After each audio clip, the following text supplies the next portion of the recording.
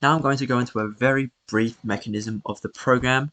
The first thing I will say is that okay, we'll start with wiki page. So first thing, the first part is Wiktionary.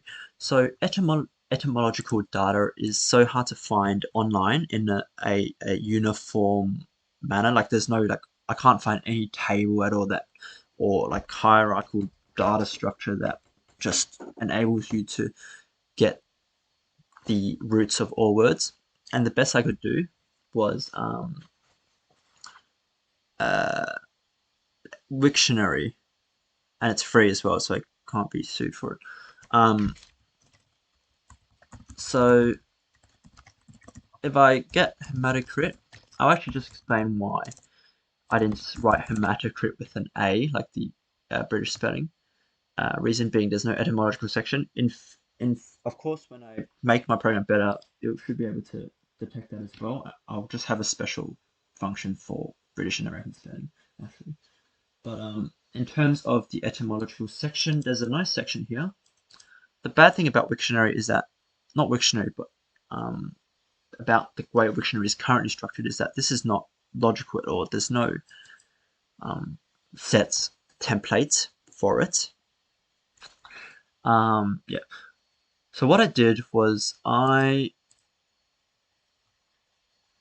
didn't want to have the raw words here. I don't want to take this data, this HTML off um, Wiktionary because this is not very nice. Like as I said just then, you can't like even if I use the edit section, which is what I will do. Even if I use the edit section, uh, it's not very nice, but at least they have Wikipedia templates, which I'll show you in a second.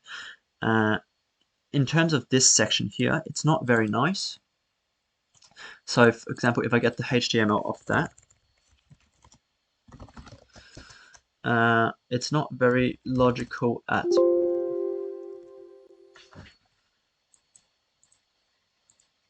yeah. I mean, I could potentially get it off it, but it's not uh, employing the internal Wikipedia mechanism, which is actually pretty decent. It just needs to be made more uniform for etymology, I feel. So what I did was I just took the HTML off the editing section. Uh, so if I show you the HTML for this, it's see there's this nice section here. I took this off. So you have nice Wikipedia templates. The good thing about Wikipedia templates is that they have like help pages, even though they're super hard to, not super, like if you're relatively new to it, they're difficult to navigate. But they have help pages which explain how these functions essentially work and how these methods will enable you to uh, how the Wikipedia system uses this to display the text nicely on the Wikipedia page or Wiktionary page. And for example, they have affix, English language. That's that this symbol here. Maybe I'll zoom in. This symbol here means is the first part. It's the prefix essentially. This is the definition of hemato. Notice that hemato is actually an English term, but this is in Greek. Um,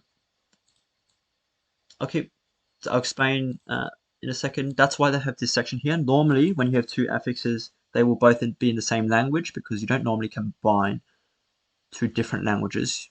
Like even this Greek had to be Romanized. The reason why this is not Romanized or Latinized is because there's no Wiktionary article for the English Latinized form of this. But in terms of this here, that's what Lang 2 does. I just ignored the literal section. This is the definition of the second part, the second morpheme within hematocrit.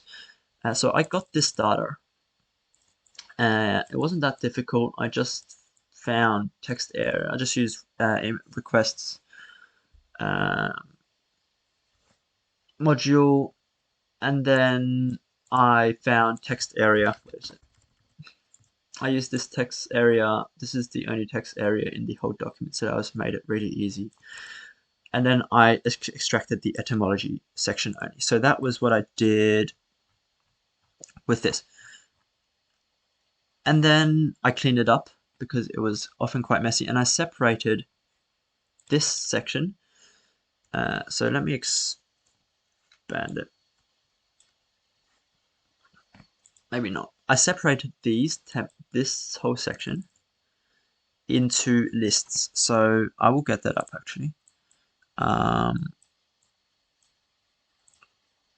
separated into lists such as here. So like from blah blah blah, like from Greek. A lot of terms had like from Greek, no, like from Middle English, blah blah blah, from Middle French, blah blah blah, because a lot of terms came from French into English, and then after that from Latin. And then yeah, so I had this, and then after I had this, I had to make some program, some functions. This is all in functions, by the way. I'm not that great with Python objects yet, but classes, but I'm still learning it. Where is it? In terms of templates, I had to write templates for affixes because affixes came up a lot as well as this. So what this does is this just analyzes this here and is able to make it into a nicer list, a list that almost fits my Google Sheets. So after that, that turns into the Google Sheets. I get a nice list. And the list is usually of multiple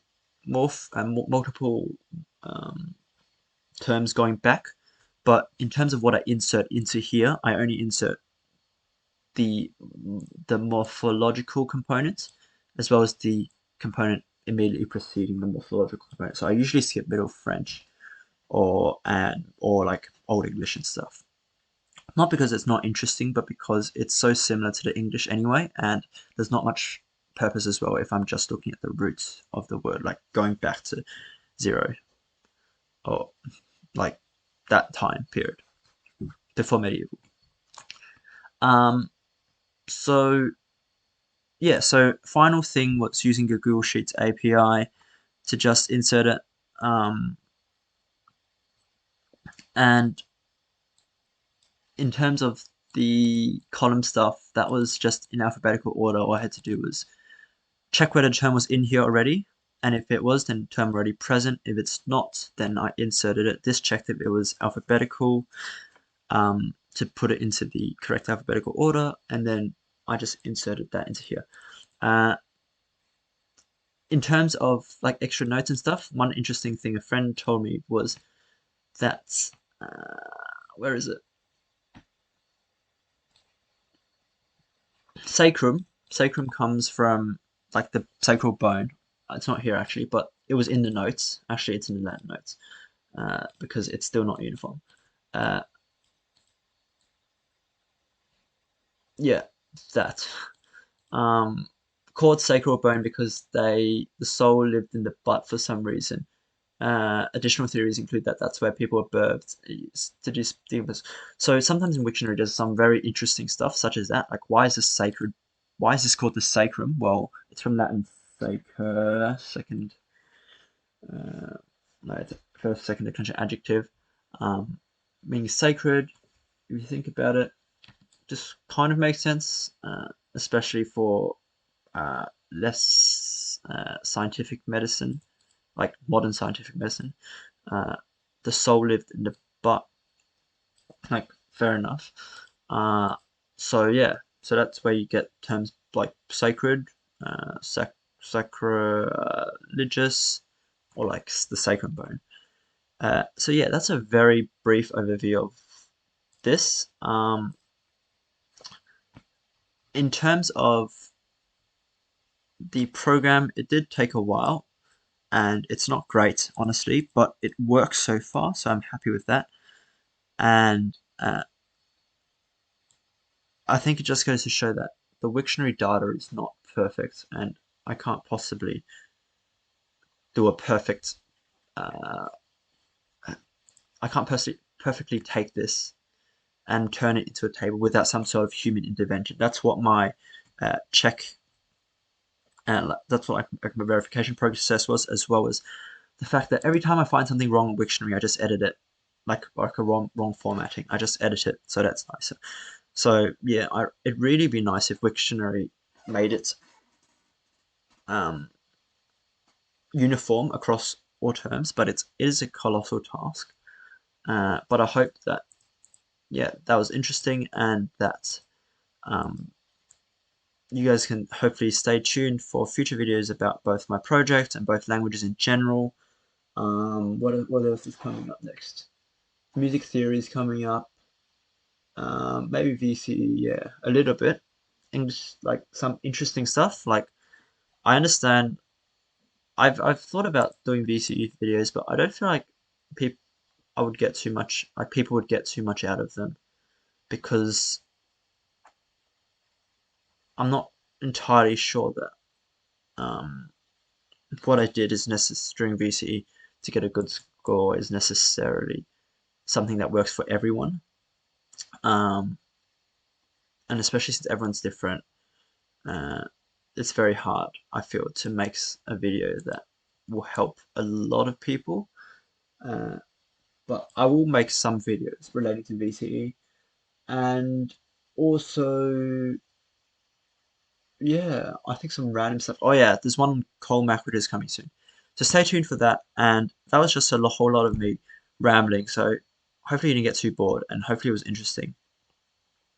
And it wasn't very clear because it's 3:30 in the morning, and I'm so tired. I'm gonna go to bed. So good night.